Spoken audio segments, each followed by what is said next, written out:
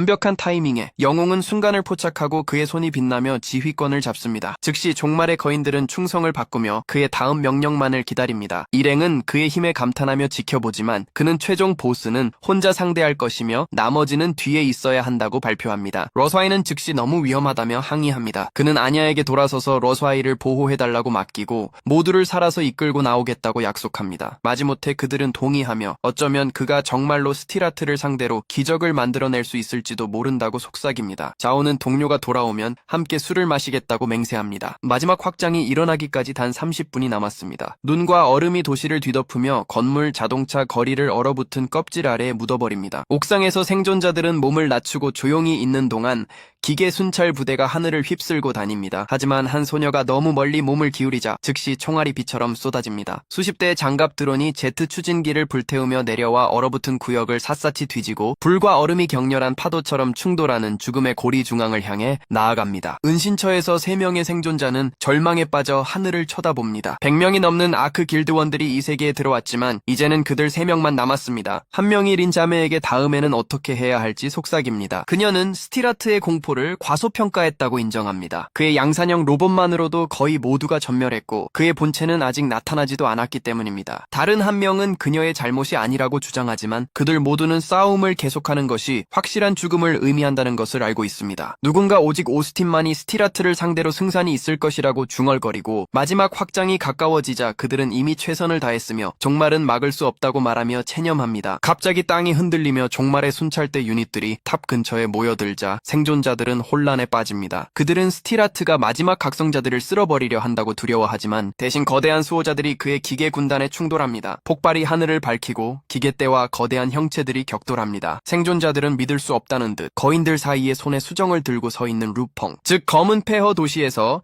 최종 보스를 물리쳤던 그 신참을 발견합니다. 스티라트의 자동 방어 시스템이 활성화되면서 경고 사이렌이 울리고 하늘로 파도처럼 드론들이 방출됩니다. 로봇과 순찰거인들이 충돌하고 광선과 미사일이 전장을 가로지르는 동안 수호자의 모든 휘두름은 기계들을 흩어버립니다. 세 사람은 전세가 바뀌고 있음을 깨닫지만 순찰거인의 거의 3분의 2가 손실되었습니다. 양산형 로봇들은 파괴되었습니다. 그들은 주인공이 어떻게 그렇게 짧은 시간에 그렇게 강력해졌는지 의아해합니다. 그는 이전에는 겨우 레벨 10이었는데 지금은 이런 힘을 지휘하고 있습니다. 한 명은 그가 여전히 레벨 21일 뿐이며 스티라트 자신에게 감히 맞서는 신참이라고 속삭입니다. 거인들이 탑을 향해 전진하는 동안 관제실 안에서 그의 동료들이 지켜봅니다. 마지막 전투가 곧 시작될 것이고 그들은 함께 서서 그들의 보스에게 해낼 수 있다고 말합니다. 통제된 거인들이 대형을 이루어 행진하고 주인공은 그들을 하늘 탑 기지로 이끌어 그 기초를 공격하여 스티라트를 끌어내리라고 명령합니다. 그들은 무기로 기지를 강타하며 복종하고 폭발이 아래층을 뚫고 나가자 거대한 탑이 무너지기 시작합니다. 스티라트의 방이 터져 나가고 그의 강화된 몸이 잔해 속에서 솟아오르며 눈이 불타오릅니다. 그는 방해에 포효하며 약한 필멸자들은 자신의 진화를 방해할 권리가 없다고 선언합니다. 그리고 그의 비명이 전장을 뒤흔들며 그들 모두를 마지막 한 명까지 죽이겠다고 맹세합니다. 카운트다운은 계속 떨어져 마지막 확장이 일어나기까지 단 10분이 남습니다. 한 거인이 황금도끼를 내려쳐 스티라트를 날카롭게 피하게 만듭니다. 그의 부스터가 불타오르지만 칼날은 여전히 가까이 스쳐 지나갑니다. 으르렁거리며 그는 거인의 가슴에 주먹을 날리고 그것이 땅에 처박히자 그의 공격에 다른 거인들은 비틀거립니다. 하지만 더 많은 거인들이 끊임없는 공격으로 계속 압박합니다. 갑자기 그의 주위에 반짝이는 방어막이 생겨나 공격의 폭풍을 흡수합니다. 그는 차갑게 웃으며 그들을 조롱하고 팔을 들어 타오르는 에너지의 폭풍을 일으키며 화력에 잠기는 것이 무엇을 의미하는지 보여주겠다고 고개를 숙입니다. 그의 에너지 방패는 종말의 순찰대로부터의 모든 공격을 막아냅니다. 그들의 연합 공격이 무용지물로 부딪히자 수호자들이 쓰러지지만 한 마리가 거대한 망치를 들어 세게 내리칩니다. 악당은 막아내고 다시 웃으며 연기 속에서 충격파가 그 주위로 터져 나옵니다. 루펑은 정밀한 힘으로 공격하며 반짝이는 방어막을 스쳐 지나갑니다. 스티라트의 눈이 커지며 무언가 잘못되었다는 것을 깨닫습니다. 공격이 비정상적으로 진동하며 무식한 힘으로는 뚫지 못하는 곳을 가르기 때문입니다. 마지막 포효와 함께 주인공은 자신의 기술인 고주파 진동 입자 배기를 외치고 칼날은 보호막을 산산조각 내며 적의 방어를 직접 뚫고 들어갑니다. 진정한 전투가 시작되자 관중들은 그가 어떻게 그것을 얻었는지 의아해하며 믿을 수 없다는 듯 속삭입니다. 스티라트의 몸 전체에 회로가 불꽃을 튀기지만 주인공은 그가 기습 공격을 싫어한다면 정면으로 상대해주겠다고 대답합니다. 그는 힘이 새겨진 방패를 들어 올려 자신의 기술인 100배 초전자기력 인력을 발동하여 적을 자신 쪽으로 끌어당겨 근접 전투에 묶어버립니다. 기계 폭군은 포효하며 저항하며 준비하고 왔다고 소리칩니다. 루펑은 무장 방패가 자기력을 상쇄한다고 말합니다. 이와 같은 주파수를 반발하도록 조정되었기 때문이죠. 정의아크가 밖으로 나선형으로 퍼져나가고 스틸하트는 비명을 지르며 자신의 기술인 전호, 폭풍, 장렬을 발동합니다. 붉고 푸른 번개가 파괴의 폭풍 속에서 충돌하며 그들의 힘이 서로 부딪힙니다. 폭풍 속에서 비웃으며 그는 모든 공격의 약점을 조롱합니다. 하지만 주인공은 한 손가락을 하늘로 들어 올리고 마지막 선물을 약속합니다. 위에서 빛이 터져 나오며 공기가 떨리고 궤도포가 정렬됩니다. 사이보그는 하늘에서 치명적인 십자선이 형성되는 것을 지켜보고 광선이 아래로 쏟아집니다. 그 충격으로 그는 땅에 내동댕이 쳐지고 몸이 갈기갈기 찢어집니다. 하지만 그의 시스템은 다시 생명을 되찾고 에너지 회복이 급증하며 전신 복원을 명령합니다.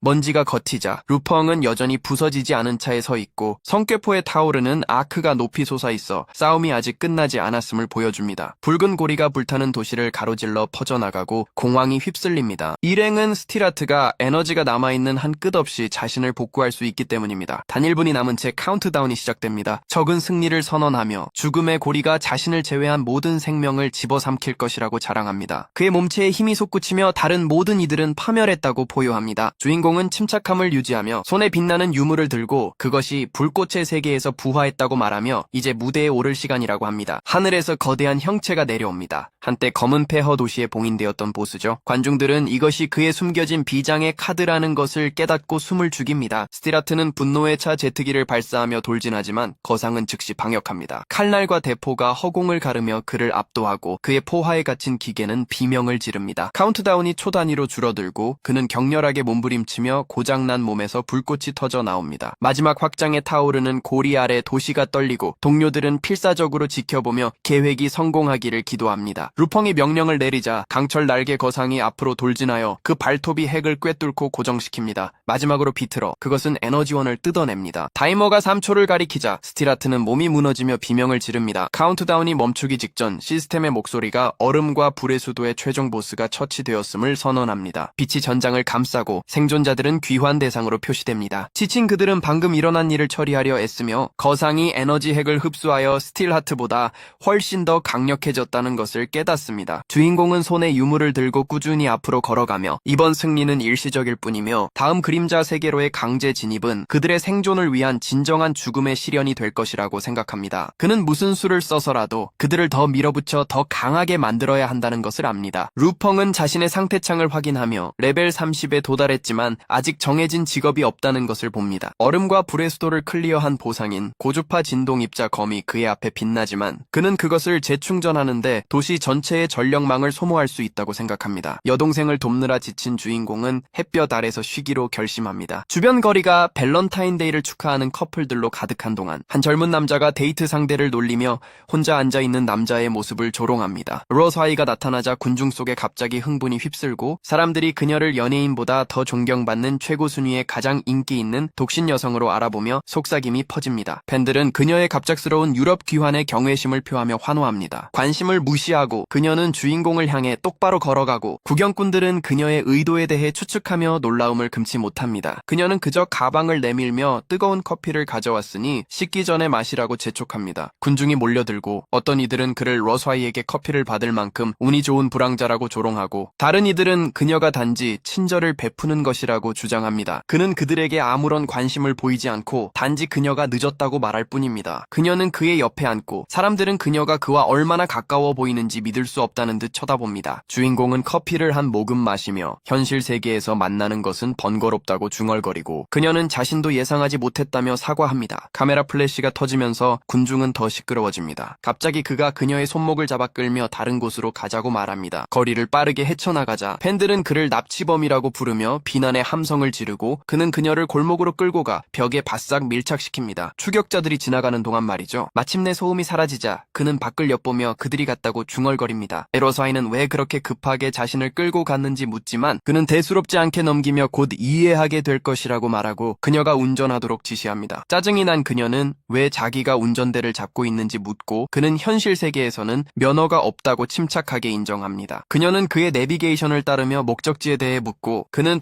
동창회 모임이라며 잠시 동안 여자친구 역할을 해달라고 부탁합니다. 충격을 받은 그녀는 한 번도 데이트해 본 적이 없다고 항의합니다. 하지만 그는 그녀가 해봤다고 반박합니다. 그녀가 그의 수많은 회차 중 하나에서를 의미하는지 묻자 그는 그렇다고 확인해 줍니다. 그는 그녀에게 거래를 제안하며 역할을 해주면 그녀 가문의 5연속 배기 기술의 결점을 해결해 주겠다고 말합니다. 알워스와인은 빨간불에 급브레이크를 밟고 증거를 대라며 쏘아붙입니다. 그는 그녀가 임무를 마치면 해결책을 주겠다고 약속합니다. 그리고는 그녀가 자신을 쫓아다녔고 애원했고 마침내 자신이 받아줬다고 말해달라고 부탁하며 최소한 한 번은 연습하라고 재촉합니다. 얼굴을 붉히며 그녀는 망설이지만 결국 동의합니다. 똑바로 앉아 그녀는 그가 받아줄 때까지 뻔뻔하게 매달렸다고 말하며 연습합니다. 두 명의 보행자는 그녀가 주인공을 옆에 태우고 운전하는 것을 보고 얼어붙습니다. 한 명은 믿을 수 없다는 듯 욕을 하고 다른 한 명은 충격에 휴대폰을 떨어뜨립니다. 차는 마침내 우뚝 솟은 미래형 센터 앞에 멈춥니다. 알워스와인은 이곳이 그의 동창회 모임이라고 생각하지만 그는 사실 이곳이 그림자 세계의 아이템이 거래되고 경매가 열리는 아시아 최대 각성자 거래소라고 밝힙니다. 그녀는 그가 단지 자신의 신분 때문에 입장이 가능해서 데려왔다는 것을 깨닫고 놀랍니다. 그는 그녀의 실망을 놀리지만 그녀는 재빨리 부인합니다. 안에서는 여신 어러가 누군가와 함께 들어오는 모습에 군중 사이에서 수군거림이 일고 사람들은 감히 누가 그녀에게 그렇게 가까이 서 있는지 궁금해하며 속삭입니다. 루펑은 그녀에게 자신은 빈털털이라서 구매 비용을 그녀가 내줘야 한다고 말합니다. 짜증이 난 그녀는 그를 따라다니면 좋은 일이 하나도 없다고 중얼거립니다. 하지만 그녀는 그날 하루 그의 후원자 역할을 하기로 동의합니다. 그들 주위에서 각성자들은 그들의 여신 옆에 서 있는 낯선 남자를 의심스러운 눈초리로 쳐다봅니다. 붐비는 각성자 거래소 안 상인들은 희귀한 그림자 세계 상품에 대해 외칩니다. 루펑은 한 가판대에서 멈춰서서 빛나는 파란색 루빅스 큐브를 집어듭니다. 사이보그 상인은 미소를 지으며 그의 날카로운 눈을 칭찬하고 그것이 유일한 A급 기계식 루빅스 큐브이며 최소 80만 각성자 코인의 가치가 있다고 자랑합니다. 그는 그것을 10만 코인에 제한합니다. 주인공은 그것을 단지 장식품일 뿐이며 너무 비싸다고 일축합니다. 판매자는 가격을 9만 코인으로 낮추고 1000 코인을 내고 큐브를 풀 기회를 얻어 성공하면 공짜라는 조건을 추가하며 더 강하게 밀어붙입니다. 러사이가 코인을 건넵니다. 주인공이 큐브를 받자 상인은 환불은 없다고 경고하며 국가 전문가들조차 풀지 못했다고 자랑합니다. 루펑은 침착하게 그것을 돌려 몇 초 안에 풀어버리고 퍼즐은 그의 손 안에서 터져나갑니다. 큐브가 폭발하며 열리자 상인은 믿을 수 없다는 듯 쳐다보며 그것이 그림자 세계 보물창고의 열쇠이며 S급 아이템만큼의 가치가 있다고 소리칩니다. 당황한 그는 단지 1000 코인에 그것을 넘길 수 없다며 다시 가져가려고 합니다. 주인공은 눈을 가늘게 뜨고 그를 사기꾼이라고 비난합니다. 구경꾼들이 끼어들어 상인에게 여신 어러가 집을 짜이며 그녀의 말 한마디면 그의 면허를 박탈당할 수 있다고 상기시킵니다. 즉시 궁지에 몰린 상인은 땀을 흘리며 속일 의도는 없었다고 부인합니다. 루펑은 더 중요한 일이 있다며 그것을 무시하고 가판대를 둘러보기 시작합니다. 그는 무기와 희귀 아이템들을 살펴보다가 12,000 코인 가격의 비급 단검을 가리킵니다. 그것도 원하는 러사이는 더 이상 많이 들 수 없다고 중얼거립니다. 그가 계속 물건을 쌓아 올리자 구경꾼들은 그녀가 끝없이 돈을 내는 것을 조롱하며 사랑의 눈먼 바보라고 부릅니다. 짜증이 난 러사이는 왜 그렇게 많은 아이템이 필요한지 묻지만 주인공은 단지 곧 이해하게 될 것이라고 대답합니다. 그녀가 다시 묻기 전에 붉은 머리에 삐죽삐죽한 머리를 한 남자가 미소를 지으며 그녀에게 인사하며 여신 러라고 부르고 도착을 알리지 않은 것을 꾸짖습니다. 그녀는 눈살을 찌푸리며 누구냐고 묻습니다. 남자는 자신을 호길드의 부길드장 왕멍이라고 소개하며 검은 옷을 입은 부하들에게 둘러싸여 있습니다. 러사이는 그의 리더도 거의 기억나지 않는데 하물며 그를 어떻게 기억하겠냐며 퉁명스럽게 그를 무시합니다. 화가 난 왕멍은 왜 그녀가 루펑에게 시간을 낭비하는지 묻고 그의 구매품을 싸구려 비급과 시급 쓰레기일 뿐이라고 조롱합니다. 그가 말을 마치기 전에 러사이와 주인공은 말없이 돌아섭니다. 그는 아무렇지 않게 그녀의 허리에 팔을 두르고 함께 걸어갑니다. 그때 아나운서가 러사이가 후원하는 비공개 경매를 선언합니다. 군중은 충격에 빠지고 그녀가 약골에게 사랑에 눈이 멀었음에 틀림없다고 비웃는 소문이 빠르게 퍼집니다. 그림자 세계에서 그를 만났던 모든 이들은 조용히 그 말에 대해 생각합니다. 홀은 영향력 있는 인물들, 길드장, 부길드장들로 가득 찹니다. 루펑은 무대에 올라 러사이의 개인 소장품 중 5가지 아이템을 선보이며 밤의 치명타 확률을 높여주는 비급 혼탁한 기사의 단검부터 시작합니다. 관중은 그것을 쓸모없는 쓰레기라고 야유합니다. 일부는 시간을 낭비했다며 조롱하며 뛰쳐나갑니다. 길드장들조차 그것을 무시합니다. 주인공은 그림자 세계 아이템에는 숨겨진 속성이 있을 수 있다고 상기시키며 차분하게 말합니다. 그는 이 경매의 모든 아이템의 고유한 속성 적성이 숨겨져 있다고 선언합니다. 의심하는 자들은 비웃으며 허풍을 떤다고 비난합니다. 갑자기 그가 무대에서 사라져 왕멍의 등 뒤에 나타나 칼날을 그의 목에 겨누며 단검에 숨겨진 힘을 보여줍니다. 바로 1.5초 동안 그림자 속으로 녹아들어 전투당 6번 사용할 수 있는 능력입니다. 방에 있던 암살자들은 특히 감명받아 그 가치를 깨닫습니다. 입찰가가 급격히 오릅니다. 20만, 50만, 그리고 80만 각성자 코인. 회의적이던 사람들조차 그것이 최상급 암살자 무기임을 인정합니다. 왕멍은 조금 전 루펑을 조롱했던 것을 떠올리며 굴욕감에 휩싸이고 무슨 일이 있어도 그에게서는 단 한 가지도 사지 않겠다고 맹세합니다. 망치가 내려쳐지고 단검은 500만 코인에 낙찰됩니다. 루펑기 낙찰자를 축하하는 동안 왕멍은 부끄러움에 머리를 감싸쥐며 입찰을 참을 수 없었다고 인정합니다. 주인공은 다음 아이템으로 시급 울부짖는 강풍의 망토를 선보입니다. 처음에는 관중이 등급 하향에 비웃지만 그는 3시간마다 한 번씩 10분 동안 영혼을 볼 수 있게 해주는 숨겨진 효과를 공개합니다. 그는 유령이 들끓는 그림자 세계 안에서 그것이 얼마나 귀중한지 설명합니다. 그리고 시작가를 100만으로 정합니다. 길드원들은 즉시 행동에 나서 200만, 250만을 외치고 마침내 다른 목소리가 300만을 외칩니다. 값싼 망토처럼 보였던 것이 갑자기 귀중한 보물이 되고 치열한 입찰 경쟁은 다시 한번 그의 말이 옳았음을 증명합니다. 할아버지가 침착하게 손을 들어 1500만을 부르자 평범한 아이템이 S급 가격에 팔리는 것에 감탄사가 터져나오고 화신 길드가 상상할 수 없을 정도로 부유하다는 소문이 퍼집니다. 망치가 내려쳐지고 루펑은 판매되었음을 선언하며 축하를 건넵니다. 어떤 이들은 주인공이 여신 러스와이의 지원으로 살면서 노점상 물건을 하늘 높은 가격에 팔고 있다고 중얼거립니다. 하지만 왕멍은 자기 길드가 순위는 높지 않지만 여전히 국가에 필적할 만한 부를 가지고 있다고 생각하며 더 이상 돈을 내지 않겠다고 맹세합니다. 소녀는 멈추지 않고 다음 작품을 공개하고 상자가 열리자 섬뜩한 빛으로 빛나는 수정 해골이 모습을 드러냅니다. 그는 비록 B급에 불과하지만 희귀한 A급 성배를 대체하여 전사들이 레벨 50에 중급 클래스로 진급할 수 있게 해준다고 설명합니다. 그리고 시작가 500만을 발표합니다. 손들이 치솟으며 숫자가 600만, 700만으로 오르자 린이 자신의 길드에 또 다른 강력한 전사를 확보하기 위해 1000만으로 올립니다. 뒤에서 왕멍이 버럭하며 1500만을 외칩니다. 링과 그는 가격이 계속 오르자 눈을 마주칩니다. 1800만, 2000만, 2300만, 마침내 왕멍이 2500만을 외칩니다. 입찰이 치솟다가 쉐빙 길드의 바이가 아무렇지 않게 3500만으로 올리자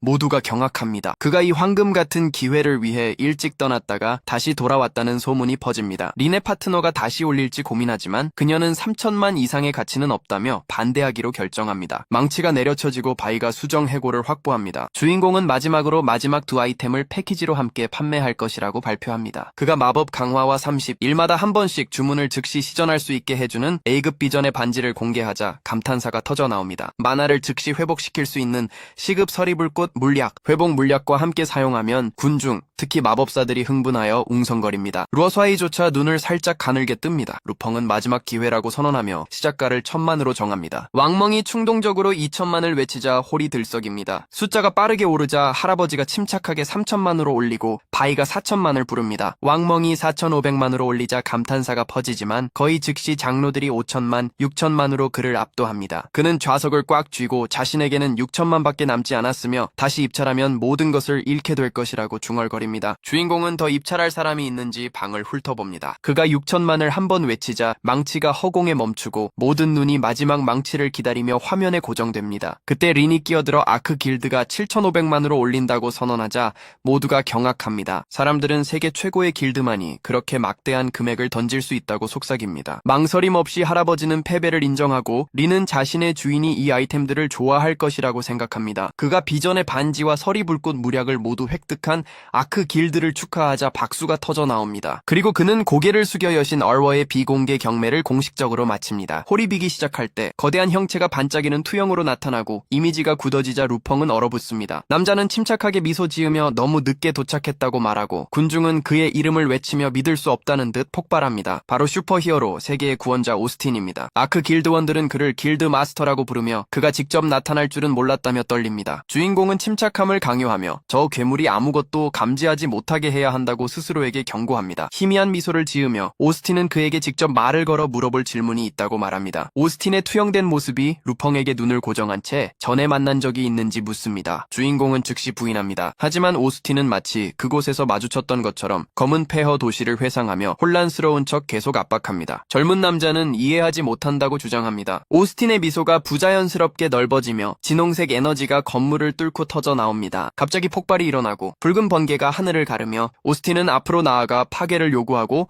모든 것이 파괴되어야 한다고 선언하며 천둥 같은 목소리로 외칩니다. 건물 전체가 무너집니다. 하지만 주인공은 잔해 속에서 걸어 나옵니다. 오스틴은 그를 노려보며 감히 저항하느냐고 묻고 다시 달려들지만 실패합니다. 이를 갈며 그는 영웅의 배에 주먹을 날리고 그의 입에서 피가 뿜어져 나옵니다. 갑자기 그는 땀에 흠뻑 젖은 채 침대에서 벌떡 깨어나고 손으로 가슴을 움켜쥡니다. 경매 후 사흘이 지났지만 악몽은 계속 돌아옵니다. 오스틴의 말이 메아리치자 그는 머리를 부여잡습니다. 그는 동료들을 구해준 것에 감사하며 그의 잠재력을 인정했습니다. 그는 아무 문제도 없었던 경매, 오스틴이 아무것도 눈치채지 못했고 갈등 없이 아이템을 확보했던 그 경매를 회상합니다. 다시 방으로 돌아와 그는 케이스를 열고 책상 위에 2개의 보물을 놓습니다. 바로 충전 장치와 수정입니다. 빛나는 조각을 연구하며 주인공은 그것의 진짜 효과를 기억합니다. 단지 A급 아이템을 복사하는 것 이상으로 그가 사용했던 어떤 S급 장치든 복제할 수 있어 값을 매길 수 없는 물건입니다. 그것을 가까이 들고 그는 자신의 능력 패널을 스크롤하며 떠다니는 기술들을 봅니다. 하지만 그는 레벨 30에서는 기본기를 버려야 한다는 것을 압니다. 오스틴의 힘이 압도적이기 때문에 그는 새로운 길을 선택해야 합니다. 신과 맞서고 동료들을 지키기 위해 그는 엄청난 속도로 더 강해져야 합니다. 갑자기 타오타오의 목소리와 함께 메시지 창이 열리고 그녀는 영혼 수집 반지에 대해 감사 인사를 합니다. 하지만 그러다 그가 몰래 자신의 계좌에서 코인을 빼내 그것을 지불했다는 것을 깨닫습니다. 그녀는 그를 저주하고 다른 곳에서는 자오가 새로운 중력칩을 들고 웃습니다. 이시주는 광전사의 수정을 살펴보며 그것의 파괴적인 광기가 세상을 파괴할 수도 있을지 궁금해합니다. 동시에 링유는 독소음기를 연구하고 선물을 받았지만 더 이상 아무것도 보내지 말라는 차가운 답장이 곧 도착합니다. 전화가 끊기고 비서가 주인공에게 아냐 회장님이 밖에서 기다리고 계시니 서두르라고 알립니다. 그는 만약 그녀와 결혼하면 비서가 가장 먼저 해고될 것이라고 농담합니다. 잠시 후 그는 아냐가 앉아있는 채 올라타고 그녀는 너무 느리다고 꾸짖습니다. 그는 보통 사람들을 기다리게 하는 것은 그녀라며 이번에는 그녀가 그 맛을 볼 차례라고 받아치고 그녀의 도움에 감사 인사를 합니다. 그녀는 그가 얼음과 불의 수도에서 자신을 구해줬고 그가 선물한 번개 아이템은 값을 매길 수 없을 만큼 귀중했다고 상기시킵니다. 루펑은 그것이 단지 개조된 C급 너클에 불과했다는 것을 알기에 쓴웃음을 감춥니다. 그녀는 지금 그를 돕는 것이 빚을 갚는 것이라고 주장합니다. 하지만 그는 그녀의 직설적인 태도를 놀리며 여전히 무자비하다고 말합니다. 그는 더 가까이 다가가 그녀의 속옷 색깔을 언급하고 그녀의 얼굴은 빨갛게 달아오릅니다. 그녀는 그를 뻔뻔하다고 소리치며 화를 냅니다. 그녀의 분노는 들끓지만 어쩌면 이 혼란스러운 세상에서 바로 이 뻔뻔한 남자가 가장 신뢰할 수 있는 사람일지도 모른다는 생각이 듭니다. 헬리콥터 날개가 눈 위에서 천둥처럼 울리고 아냐는 주인공과 그녀의 비서와 함께 앉아 있습니다. 그는 그녀를 흘끗 보며 중요한 임무를 완수하러 왔다고 말합니다. 그가 손을 들자 빛나는 큐브가 그의 손바닥 위로 떠오르고 그녀는 충격에 빠집니다. 비서가 도착을 알립니다. 그들 아래로 오래되고 폐허가 된 집이 보이고 헬리콥터가 안뜰에 착륙합니다. 인부들이 폐허 주변을 움직입니다. 헬리콥터의 동력이 꺼지고 아냐가 일행을 이끌고 앞으로 나아가자 한 현장 감독이 서둘러 다가와 계속된 발굴 끝에 마침내 맨 아래층에 도달했다고 보고합니다. 루펑은 손에 큐브를 들고 따라가고 이곳이 정말 그가 찾던 장소인지 묻자 그는 고개를 끄덕일 뿐입니다. 장치에서 에너지가 깜박이며 활성화되자 조각들이 합쳐져 돌벽에 빛나는 포털을 형성하고 숨겨진 그림자 관문을 드러냅니다. 그는 특정 고레벨 관문은 특별한 장소에서만 나타난다고 설명하고 따라오지 말라고 말하며 앞으로 나아갑니다. 아냐는 그가 가는 것을 지켜보며 조심하라고 속삭이고 포털이 소용돌이치며 주인공을 더 깊이 끌어들입니다. 그는 A급 그림자 3개 현자의 탑에 들어가고 폭풍 위로 우뚝 솟은 구조물이 어렴풋이 보입니다. 지팡이를 든 늙은 형체가 그를 맞이하며 왜 왔는지 묻고 또 다른 수호자가 나타나 또 다른 도전자가 도착했다며 그의 요청이 무엇인지 묻습니다. 영웅은 숨겨진 클래스를 위해 왔다고 대답합니다. 현자의 탑이 그것을 제공하는 유일한 곳이기 때문이죠. 수호자들은 사망률이 95%라고 경고하지만 숨겨진 클래스 목록을 보여주는 화면을 소환합니다. 그 중에서 주인공은 무직을 가리킵니다. 현자와 수호자는 잠시 멈칫하다가 무직의 길은 탑의 가장 어려운 시련이며 실패는 단지 패배를 의미하는 것이 아니라 완전한 소멸을 의미한다고 설명합니다. 망설임 없이 그는 무직을 선택합니다. 현자는 거대한 문을 가리키며 그의 시련은 그 너머에서 시작된다고 말하고 행운을 빌어줍니다. 반면 어둠의 수호자는 그가 절대 통과하지 못할 것이라고 비웃으며 주장합니다. 안으로 들어서자 루펑은 하늘 경기장에 들어가고 한 목소리가 첫 번째 시련은 힘이라고 선언합니다. 상대가 도착하자 그는 자세를 바로잡고 거대한 사이클롭스가 내려옵니다. 그 외눈이 불타오릅니다. 시련은 힘이 결코 약해지지 않는 존재를 물리칠 것을 요구합니다. 거인이 돌진하고 주인공은 즉시 움직여 짓누르는 일격에 맞서 칼날을 번쩍입니다. 그는 짐승의 휘두름 아래로 빠져나가 빠른 배기로 방역하고 안개를 뚫고 폭발이 일어나자 사이클롭스는 비틀거리지만 쓰러지기를 거부합니다. 전투가 본격적으로 시작되자 현자들은 소년이 사이클롭스를 가장자리로 몰아가는 것을 지켜봅니다. 짐승은 거대한 주먹을 충전하여 내리치지만 그는 아래로 빠져나가 위로 찌릅니다.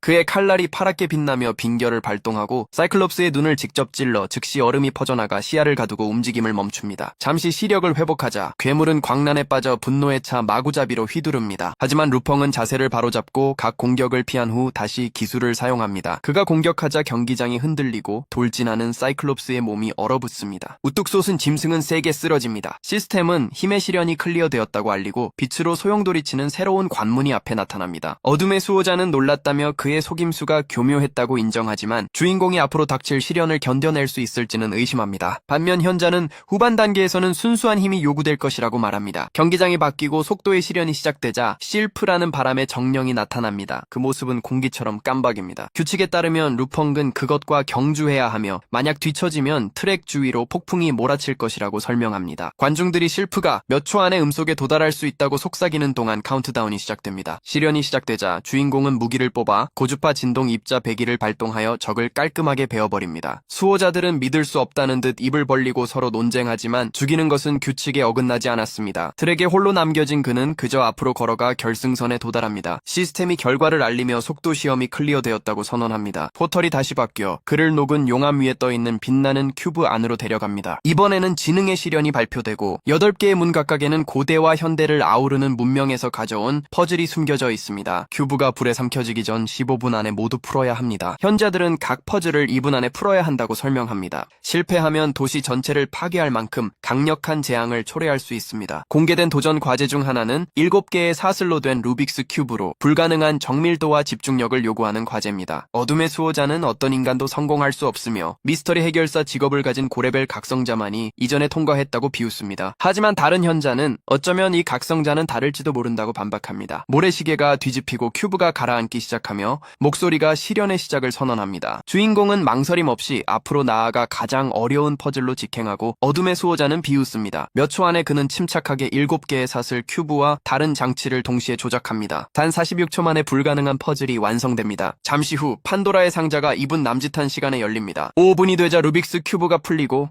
10분이 되자 8개의 퍼즐이 모두 끝납니다. 현자들은 그가 모든 기록을 깼다고 속삭이며 경악합니다. 지능의 시련이 완료되었다고 선언되고 그는 멈추지 않고 다시 전진합니다. 한 현자가 어둠의 수호자에게 다음 시련에 대해 여전히 내기를 걸 용기가 있는지 묻습니다. 그는 이 소년이 성공하면 개로 변하겠다고 맹세했기 때문입니다. 자신의 말에 묶인 어둠의 수호자는 검은 개로 변해 루펑이 죽을 때까지 다시 변하지 않겠다고 으르렁거립니다. 다음 단계가 시작되고 신체의 시련이 펼쳐집니다. 이제 마지막 시련이 다가옵니다. 그는 마지막 경기장으로 들어가고 그곳에서 인식의 시련이 시작됩니다. 그림자 속에서 붉은 눈이 빛나며 갑옷을 입은 형체들의 군대로 증식합니다. 요구사항은 명확합니다. 이 그림자 세계에 존재하는 모든 클래스를 물리치는 것입니다. 군대가 일어나 그를 향해 행진합니다. 군대가 머리 위로 몰려들고 루펑은 숲을 가로질러 달립니다. 지켜보던 현자들은 아무도 모든 클래스를 동시에 상대할 수는 없으니 탈출이 유일한 길인 것 같다고 말합니다. 적들이 추격하며 오래 뛸수록 죽음이 더 끔찍해질 것이라고 외칩니다. 하지만 주인공은 나무들 사이를 빠져나가 시야에서 사라지고 추격자들은 그가 아직 근처에 있을 것이라고 확신하며 필사적으로 수색하며 혼란에 빠집니다. 그들 중 하나가 숨겨진 반가쇠를 밟자 폭발이 일어나 여러 명이 불길에 휩싸이고 다른 이들이 앞으로 나아가자 정의 기둥이 솟아올라 전류가 그들을 꿰뚫고 즉시 쓰러뜨립니다. 중력 폭탄, 테슬라 코일, 보초총과 같은 숨겨진 장치들에 의해 적들이 갈기갈기 찢어지며 숲 전체에 폭발이 연달아 일어나고 단 몇 초 만에 분대 전체가 전멸합니다. 관찰자들은 주인공이 왜 그렇게 많은 도구를 가지고 현자의 탑에 준비된 채로 왔는지 궁금해하기 시작합니다. 혼란 속에서 그는 직접 낙오자들을 베어 넘기지만 사방에서 더 많은 적들이 몰려듭니다. 어둠의 수호자가 그를 탈출구 없는 궁지에 몰린 짐승이라고 조롱하자 영웅은 질주를 시작하여 산 정상으로 더 높이 올라가 숨겨진 자신감을 보여줍니다. 현자들은 그가 함정으로 곧장 달려가 포위될 것이라고 믿습니다. 그는 전장 위로 뛰어오르고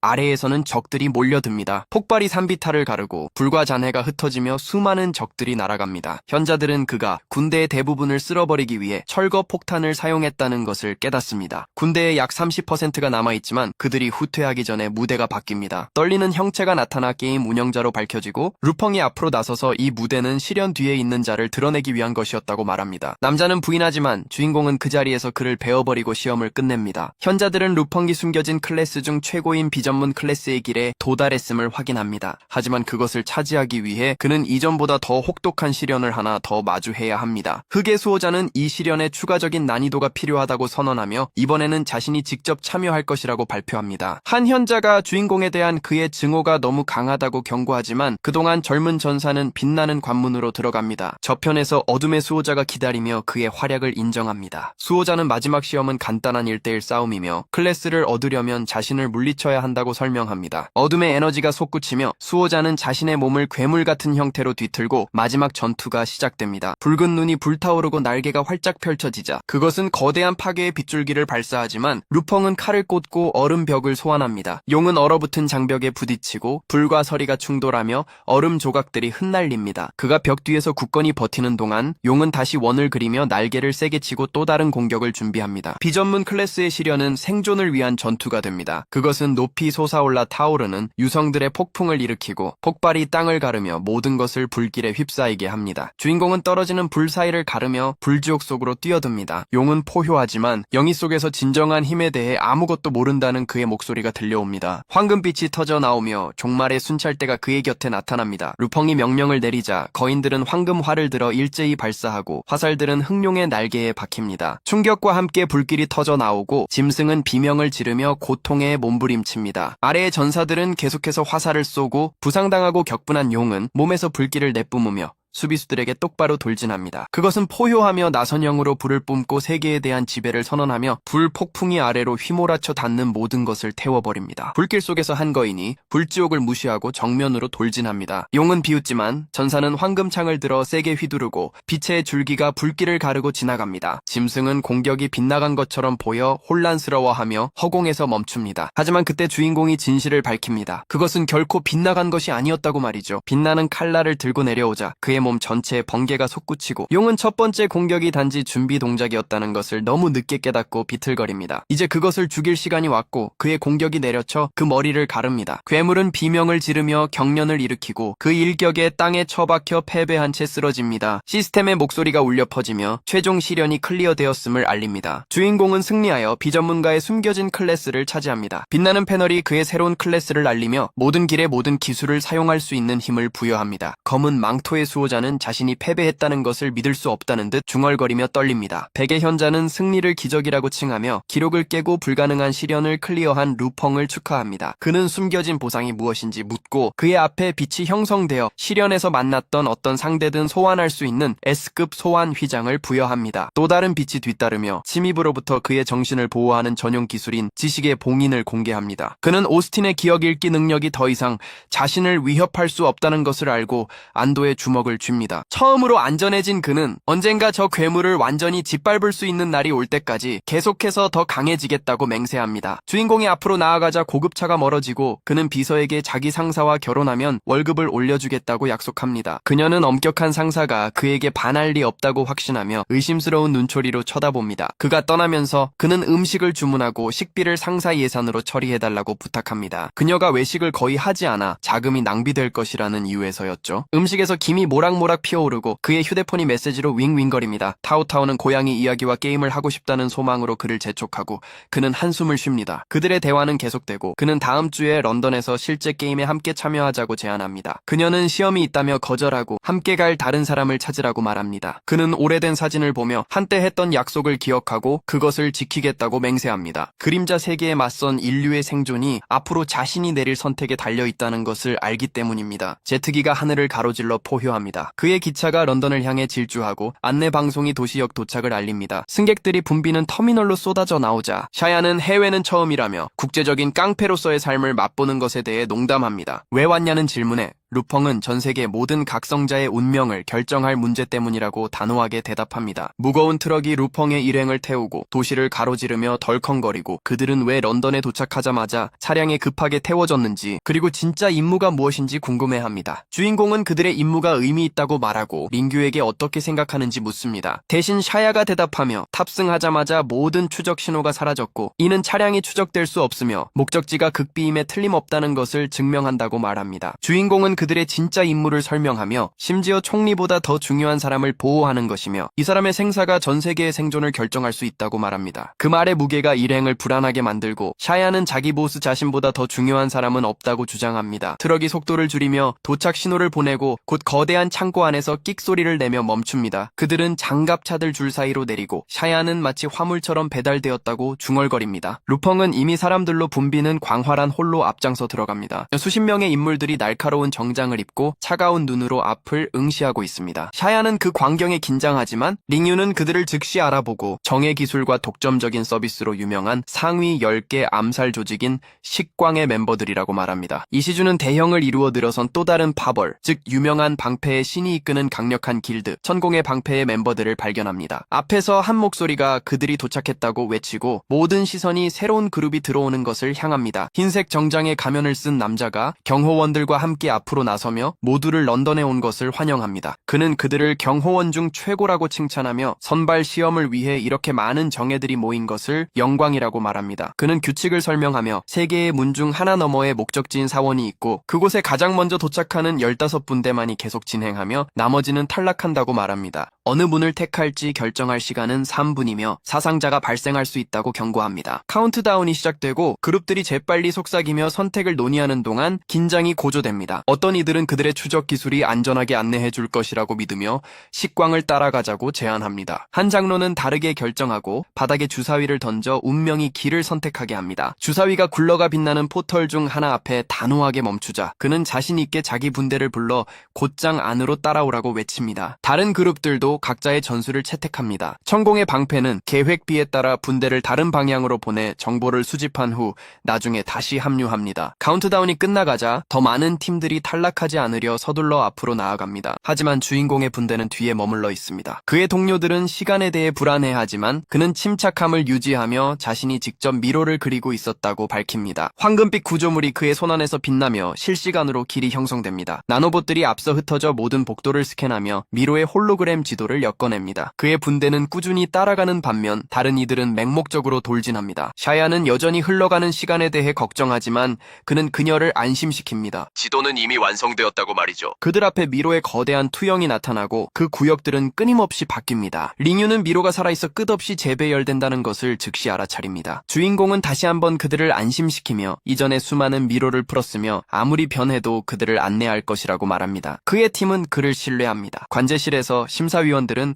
그의 전술이 부정행위에 해당하는지 논쟁하지만 이에 대한 규칙이 없기 때문에 허용합니다. 비록 경험이 없는 외부인들이 시험을 견뎌낼 수 있을지는 의심하지만 말입니다. 그동안 일행은 포털을 통과합니다. 미로는 무자비했습니다. 구석구석에서 함정이 튀어나오고 거대한 바위들이 분대를 으스러뜨리고 칼날벽이 그들을 베어버리고 타오르는 레이저가 부주의한 자들을 쓰러뜨립니다. 가장 숙련된 길잡이들조차 필사적으로 전진하기 위해 고군분투합니다. 지친 한 분대가 마침내 마지막 치명적인 복도를 뚫고 나와 자신들이 가장 먼저 도착했다고 믿으며 사원의 출구에 도달하자 환호합니다. 하지만 안에는 이미 루펑의 일행이 원을 그리고 앉아 침착하게 카드를 치고 있습니다. 도착한 분대는 믿을 수 없다는 듯 충격에 빠져 어떻게 미로가 그렇게 빨리 클리어될 수 있었는지 이해하지 못합니다. 그들 중 하나가 동료에게 화를 내며 자기들보다 먼저 해낸 것은 신들 뿐일 것이라고 맹세했다고 소리칩니다. 주인공은 희미하게 미소 지으며 그들을 맞이하고 자신이 바로 그 신이라고 말합니다. 가면 쓴 주최자는 살아남은 팀들을 축하하며 도착한 순서의 역순으로 그들을 호명합니다. 용화, 성익, 그리고 다른 팀들이 차례로 앞으로 나아가 다음 단계로 진입합니다. 주인공 일행이 이야기하는 동안 샤야는 시험이 마치 데스매치처럼 짜여 있어 이전 팀이 전멸해야만 다음 팀이 들어갈 수 있다고 말하며 이시준을 긴장하게 만듭니다. 루펑은 자기 분대에서는 아무도 여기서 죽지 않을 것이라고 상기시킵니다. 그들이 앞으로 나아가기 전에 한 나이든 남자가 링유에게 다가와 그녀의 코드명인 제로라고 부릅니다. 그는 그녀가 오합지졸 같은 그룹에 합류한 것을 조롱하며 그녀는 식광에 속해야 한다고 말합니다. 그녀는 차갑게 대답하지만 그는 멈추지 않고 그들의 강력한 깃발 아래 자리를 제안합니다. 주인공이 그의 말을 끊으며 자기 사람들 앞에서 대놓고 빼가려 한다고 늙은이를 비난합니다. 남자는 그들이 1등을 한 유일한 이유는 부정행위를 통해서라며 반격하고 재료가 있더라도 곧 탈락할 것이라고 경고합니다. 식광은 그들을 위협하며 이 임무에서는 그들을 볼 수 없을 것이지만 끝나면 제대로 처리할 것이라고 선언합니다. 영웅은 팀으로 돌아가 아무도 그들을 해칠 수 없다고 상기시킵니다. 그리고 아나운서는 사원에 가장 먼저 도착한 팀이 이제 다음 시련을 시작할 것이라고 선언합니다. 시련이 시작되자 그들 앞에 빛이 비치며 보호 대상을 드러냅니다. 그것은 대상의 뇌를 지키는 인공지능이지만 시험을 통과해야만 충전될 수 있고 그 후에는 실제 몸을 보호해야 합니다. 시험이 시작되고 인공지능이 자신의 상황에 대해 묻자 주인공은 그녀의 이름은 아론이며 그림자 세계를 개발하고 연구하는 전문가라고 대답합니다. 그 세계들에서 도출된 공식을 적용함으로써 그녀는 그것들이 어떻게 변할지 그리고 그 변화가 현실에 어떤 영향을 미칠지 예측할 수 있습니다. 그는 그녀의 자금은 할아버지가 설립한 OC 컨소시엄에서 나왔으며 그의 지원 덕분에 그녀의 연구가 가능했다고 설명합니다. 아론은 할아버지의 마지막 말이 무엇이었는지 물으며 그를 더 시험하고 루펑은 그것을 완벽하게 기억해냅니다. 남자는 아론의 연구가 세상을 구할 것이라고 믿었기 때문에 회사 주식까지 포기하고 그림자 세계 연구를 계속했습니다. 그의 마지막 요청은 그녀가 보호받고 그녀가 도구가 아니라 사랑하는 손녀임을 상기시켜 달라는 것이었습니다. 아론은 정보를 받아들이지만 그때 구체가 갑자기 붉게 빛납니다. 그룹은 미로에서 외부 도움을 사용하고 압박 속에서 정보를 누설한 이유로 실패했다고 통보받습니다. 그리고 무엇보다도 인공지능의 진짜 몸을 지키기에 부적합하다고 판단되었습니다. 판결은 최종적이며 그들은 일주일간의 임무에서 거부됩니다. 그때 경고 없이 구체가 바뀌어 또 다른 응답을 전달합니다. 그것은 반은 붉고 반은 푸르게 빛나며 그들의 성공을 알립니다. 루펑은 이것이 아론의 진짜 몸이며 마지막 명령을 내리는 것이라고 설명합니다. 그의 말을 듣고 인공지능은 그가 그것과 본체 사이의 피드백 루프까지 예측했다는 것을 깨닫습니다. 그가 의도적으로 교환을 조작했다는 것을 이해합니다. 주인공은 그저 배우의 인간을 설득하기만 하면 되고 인공지능 자체는 도구에 불과하다고 말합니다. 구체는 그가 자신이 이해할 수 없는 사람이라고 인정합니다. 그의 팀은 환호하고 샤야는 자기들 보스가 최고라고 말합니다. 그들은 함께 방을 나섭니다. 밖에서는 모두가 그들이 아직 경쟁에 남아있는 것을 보고 경악합니다. 어떤 이들은 업계 배경도 없는 아마추어들이 어떻게 선택될 수 있었는지 의아해합니다. 가면 쓴 주최자는 보호 대상 자체가 그들을 선택했다고 말하며 그들을 조용히 시킵니다. 루펑은 단지 임무를 완수하고 보상을 받는 것에만 관심이 있다고 명확히 밝히고 보고를 요청합니다. 주최자는 그들의 임무를 설명합니다. 지구에서가 아니라 거대한 우주선을 타고 아시아 태평양 우주 정거장으로 이동하는 동안 대상을 보호하는 일주일간의 임무입니다. 발사 준비를 마친 아발론 우주선 승객들에게 탑승하라는 안내가 나옵니다. 루펑의 일행은 경사로를 올라가며 아직 만나보지도 못한 사람을 경호하는 것이 얼마나 이상하게 느껴지는지 말합니다. 하지만 주인공은 그저 어깨를 으쓱하며 보수만 좋으면 그만이고 그냥 성간 여행을 즐기면 된다고 말합니다. 안으로 들어가자 직원들이 따뜻하게 그들을 맞이합니다. 샤야가 놀리지만 그는 침착하게 가볍게 넘깁니다. 곧 그들은 상점과 인파로 활기찬 거대한 부유형 허브인 함내 도시에 도착합니다. 샤야는 그 호화로움에 감탄하며 상상할 수 없는 부라고 말하고 이시주는 그들이 놀러 온 것이 아니라 일하러 온 것이라고 상기시키며 왜 천공의 방패나 식광 같은 경쟁 그룹들이 보이지 않는지 궁금해합니다. 루펑은 그 분대들은 VIP 티켓을 가지고 있지만 자기들 팀은 이코노미 클래스밖에 없다고 설명합니다. 비록 그 티켓조차 거의 1000만 코인씩 하고 일주일간의 모든 식비, 숙박비, 오락비를 포함하지만 말이죠. 샤야는 탐욕에 눈이 번쩍이며 마음껏 먹고 마시고 놀겠다고 맹세합니다. 이시주는 아직 대상을 만나지 못한 것을 걱정하고 링유는 자신은 죽이는 법만 알고 보호하는 법은 모른다고 퉁명스럽게 인정하여 그는 자기 길드에는 정상인 사람이 없는 것 같다고 신음하게 만듭니다. 다른 곳에서 로사이는 싸우고 있고 아냐는 단지 희롱했다는 이유만으로 한 남자의 회사를 인수하고 직업을 빼앗고 아내까지 빼앗으라고 차갑게 명령합니다. 한편 자오는 해변에서 빈둥거리며 자기가 제품을 사지 않을 것을 깨닫자 더 이상 아첨하지 않는 누군가를 전화로 파괴하겠다고 위협합니다. 자기 방으로 돌아온 타오타오는 시험을 건너뛰기 위해 학교 데이터베이스를 해킹하지만 주인공이 성간 임무를 떠났다는 것을 기억하고 이제 누구와 놀아야 할지 궁금해하며 한숨을 쉽니다. 밖에서는 아발론이 우주 정거장을 향해 순조롭게 항해합니다. 영웅은 일행을 지정된 숙소로 이끌고 공용 욕실이 딸린 비좁은 6명용 포드를 공개합니다. 샤야는 이코노미 클래스의 열악한 환경에 분노를 터뜨리고 이시주는 개인실조차 없다고 불평합니다. 하지만 그는 침착함을 유지하며 새로운 경험의 기회로 여기라고 상기시킵니다. 근처에서 링규는 아무렇지 않게 겉옷을 벗고 속옷만 남깁니다. 그녀가 샤워를 준비하자 이시주는 당황하고 주인공은 재빨리 그의 눈을 가리며 아이들은 봐서는 안 된다고 주장합니다. 하지만 그녀는 소란을 무시합니다. 링유는 문을 잠그지 않고 샤야가 문 모드를 바꾸지 않은 것을 꾸짖자 그저 너무 귀찮다고 말합니다. 한편 루펑은 복도를 따라 슬쩍 빠져나가 통신 통신기를 활성화하여 아론의 인공지능을 부릅니다. 그는 그녀의 진짜 몸을 만나게 해달라고 요구하지만 인공지능은 현재 그녀의 보호는 천공의 방패와 식광이 교대로 관리하고 있다고 설명하며 단호하게 거절합니다. 그는 그의 팀은 필요할 때 예비 지원으로만 사용될 것이며 그때까지는 기다려야 한다고 듣습니다. 빛나는 큐브를 들어 올리며 그는 거래를 제안하고 인공지능은 처음에는 거절합니다. 하지만 그는 탑승한 모든 사람을 스캔하여 위협을 식별하고 아론의 생존 확률을 높이는 이 점을 침착하게 설명합니다. 인공지능은 그가 혼자서 스카이넷 보안을 우회했다는 것에 놀라 잠시 멈춥니다. 주인공은 무엇이든 해킹할 수 있다고 인정하지만 인공지능이 미래를 형성할 수 있고 자신은 해치지 않고 보호만 할 것이기 때문에 악용하지 않을 것이라고 말합니다. 그의 논리에 압박을 받은 인공지능은 마침내 양보하고 그에게 호스트와 30분을 허락하기로 동의합니다. 나중에 그의 팀이 그의 갑작스러운 명령에 대해 질문하자 그는 단지 그들이 보호해야 할 사람을 만나러 가는 것이라고 말합니다. 그들은 복도를 따라 행진하고 파이오 길드를 아마추어라고 조롱하는 장갑을 낀 경비원들과 마주칩니다. 영웅은 그들에게 자신들을 돌아보라고 말하며 그들의 교대 근무가 일찍 끝나고 있다고 지적합니다. 상황이 험악해지기 전에 샤야가 끼어들어 규칙은 규칙이니 비키라고 말하고 이제 그들은 모두 여기 경호원입니다. 마지막 방에서 루펑은 스캐너에 손바닥을 대고 문이 열리자 그들은 함께 안으로 들어갑니다. 그곳에는 아론이 앉아서 기다리고 있었고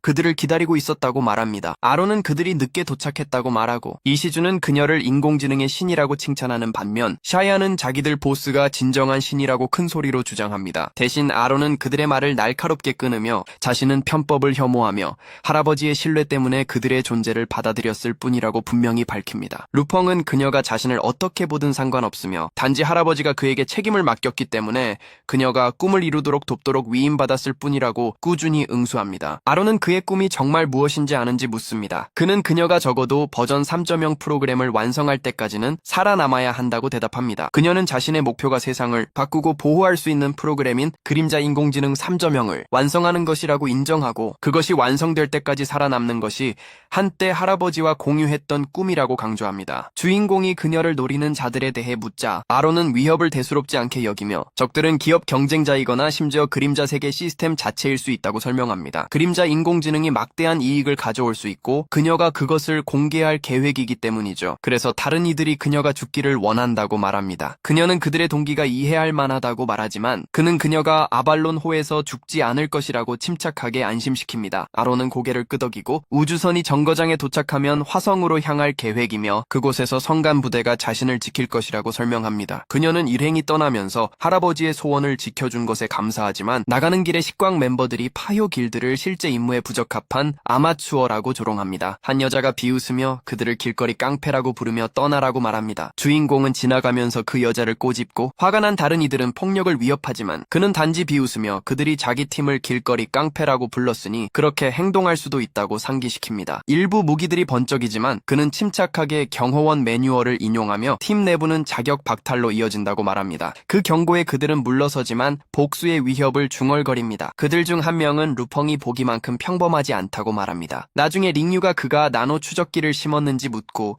그는 그렇다고 확인하며 아무것도 그녀를 지나칠 수 없다고 말합니다. 그의 의도에 대해 다그치자 주인공은 무슨 일이 일어나든 재미있을 것이라며 대수롭지 않게 넘깁니다. 그는 일행을 모아 항해를 즐기라고 말하며 아발론 회서 시간이 흐르는 동안 먹고 마시고 놀라고 합니다. 사흘 후 갑자기 경보가 울리고 유성 충돌 경고가 함선에 울려 퍼지자 승객들은 공황 상태에 빠져 깨어납니다. 이시주는 아발론의 레이더가 몇 시간 전에 그것을 감지했을 것이기 때문에 불가능했을 것이라고 지적합니다. 루펑은 레이더가 파괴되어 우주선이 고립되고 무방비 상태가 되었다고 설명합니다. 이시주는 진짜 목표가 아론인지 묻지만 그는 이것은 단지 시작일 뿐이며 행동할 시간이라고 선언합니다. 그는 자세를 바로잡고 방어를 올리라고 명령합니다. 밖에서 승무원들이 파손 부위를 수리하기 위해 서두르지만 괴물 같은 형체들이 다가와 공허를 뚫고 수리공들을 집어삼킵니다. 누군가 반응하기도 전에 진정한 전투가 시작됩니다. 아발론 전체에 경보가 울리고 승객들은 비명을 지르며 복도를 통해 우르르 몰려다니고 시스템은 외계인 침입에 대한 긴급 경고를 반복합니다. 생명체들이 안으로 터져 들어와 벽과 사람들을 가리지 않고 찢어 발깁니다. 보안 분대들이 필사적으로 총을 쏘며 모두에게 짐승들을 격퇴하라고 외치지만 외계인들은 그들을 압도합니다. 혼란의 한가운데서 식광이 움직입니다. 그들은 갑자기 돌아서서 자신들이 동맹이라고 여겼던 자들을 베어 넘깁니다. 혼란 속에서 그들의 리더는 부하들에게 계획을 따르라고 상기시키며 비웃습니다. 우주선이 파괴되면 아무도 이 학살을 자신들에게까지 추적하지 못할 것이라고 말이죠. 그들은 아론을 끝내고 포드로 탈출하겠다는 의도를 밝히고 문이 열리자 복도를 달려 내려갑니다. 하지만 그들 중 한 명이 갑자기 튀어나와 그들의 길을 가로지르는 빛나는 실에 가로막힙니다. 주인공이 그의 분대와 함께 앞으로 나서서 가짜 놀라움으로 그들을 맞이하며 다시 마주친 것이 정말 우연이라고 말합니다. 배신자 분대장은 충격에 소리치며 왜 파요 길드가 여기에 있는지 묻고 루펑은 그들의 움직임을 추적하고 나노 스파이를 심었으며 심지어 그들이 목표에 도달하는 대신 계속 원을 그리며 달리도록 최면을 걸었다고 침착하게 밝힙니다. 손가락을 튕기자 그는 환상을 깨고 어두운 짐승을 풀어 그들을 꼼짝 못하게 만듭니다. 적들은 당황하며 협상을 애원하지만 주인공은 냉정하게 그들의 처형을 명령하고 샤야에게 돌아서서 가장 치명적인 기술을 사용하라고 지시합니다. 그녀는 잠시 망설이다가 복종하며 두 개의 폭발을 발동하고 배신자들이 공포에 질려 비명을 지르는 동안 그녀의 힘이 솟구칩니다. 그들의 이마에 녹색빛이 번쩍이며 머리를 봉인합니다. 주인공은 배신자들을 신속하게 처리하고 임무 대상을 보호할 시간이라며 팀을 이끌고 앞으로 나아갑니다. 함선 다른 곳에서 아론은 경비원들과 병사들과 함께 숨어있고 홀은 이미 외계 괴물들로 들끓고 있습니다. 그녀가 캔을 밟자 그 소리에 모든 시선이 그녀를 향하고 괴물들이 돌진하며 포효합니다. 병사들은 후퇴하라고 외칩니다. 아론이 뒤쫓는 무리를 피해 달아나고 발톱이 그녀에게 닿으려는 순간 눈부신 에너지 일격이 바닥에 부딪혀 무리의 추격을 멈춥니다. 순식간에 그녀는 돌아보며 루펑의 팀이 도착한 것을 보고 샤야는 제 시간에 도착했다고 말합니다. 더 많은 외계인들이 빠르게 다가오자 한 팀원이 불을 내뿜어 전선을 베어 넘기고 다른 팀원은 방어막을 세워 나머지를 막으며 괴물들에게 전진하지 말라고 경고합니다. 샤야는 이시준에게 아론을 데려가라고 명령하고 어둠의 에너지가 길을 열어주자 그녀는 탈출선이 기다리는 도킹베이를 향해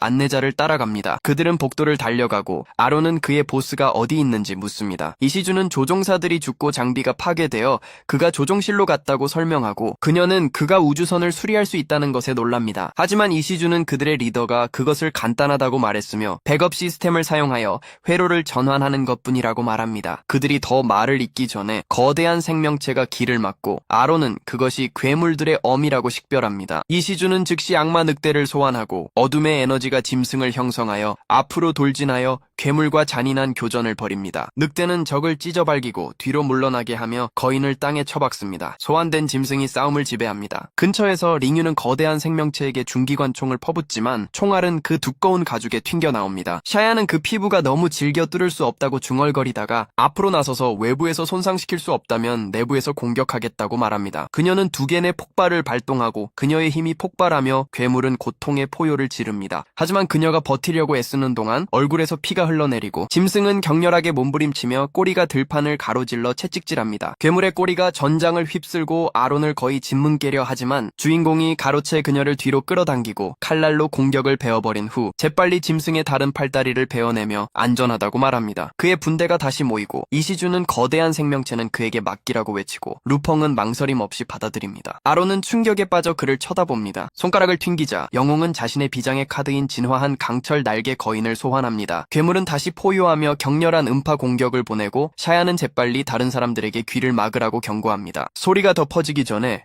루펑은 강철 날개 거인에게 그것을 조용히 시키라고 명령합니다. 거상은 앞으로 돌진하여 짐승을 세게 치고 방어를 뚫고 뒤로 물러나게 합니다. 우뚝 선 거대한 구조물은 우위를 점합니다. 괴물이 분노에 찬 팔다리를 휘두르며 반격하는 동안 말이죠. 거인과 짐승 사이에서 무거운 공격이 오가는 격렬한 충돌이 계속됩니다. 강철 날개 거인은 힘을 모으고 한 팔에는 불꽃이 타오르고 다른 팔에는 얼음이 형성됩니다. 눈이 번쩍이고 빙결 명령에 따라 냉기를 뿜어내어 거대한 적을 얼음 속에 가둡니다. 서리가 몸 전체에 퍼져나가자 괴물은 몸부림치며 포효하지만 거인은 완전히 얼어붙을 때까지 그저 꽉 쥘 뿐입니다. 침착하게 지켜보던 주인공은 적을 우주로 던져버리라고 명령합니다. 우뚝 솟은 전사는 얼어붙은 생명체를 높이 들어 올려 밖으로 내던져 끝없는 공허 속으로 날려보냅니다. 전투가 끝나자 주인공은 즉시 아발론에게 나노 입자로 함선을 수리하라고 명령합니다. 무리가 방출되어 홀 전체에 퍼져 손상을 봉인하는 동안 그는 거인에서 내려오고 승무원들이 다시 모이자 아론은 그가 이미 아발론 시스템의 통제권을 장악했다는 것을 깨닫습니다. 그는 함선이 더 이상 외부와 연락하거나 자동 조종을 유지할 수 없으므로 화성까지의 항해는 자신이 직접 처리할 것이라고 설명합니다. 그녀가 우주선을 조종할 수 있는지 묻자 루펑은 이전에 훈련을 받았고 한때 우주로 탈출을 시도했지만 실패했다고 대답합니다. 그는 착륙 공지를 기다리라고 말합니다. 함선이 안정되자 아론은 할아버지가 어디서 그 같은 사람을 찾았는지 궁금해하며 중얼거립니다. 다른 곳에서 오스틴은 통화를 끝내며 자신의 유일한 도움은 유성을 던진 것이고 것이며 더 이상 관여하지 않을 것이라고 숨겨진 파트너에게 상기시킵니다. 상대방의 목소리는 동의하며 대가로 그의 군대 건설을 돕기 위해 100만 각성 요원을 전달하겠다고 약속하지만 남자는 거래가 지켜지지 않으면 파괴가 뒤따를 것이라고 경고합니다. 사흘 후 마침내 우주 정거장에서 화성이 보입니다. 중무장한 병사들이 도착하는 이들을 맞이하기 위해 정렬해 서 있습니다. 아론은 격식을 차려 맞이하며 이제 안전하다고 안심시킵니다.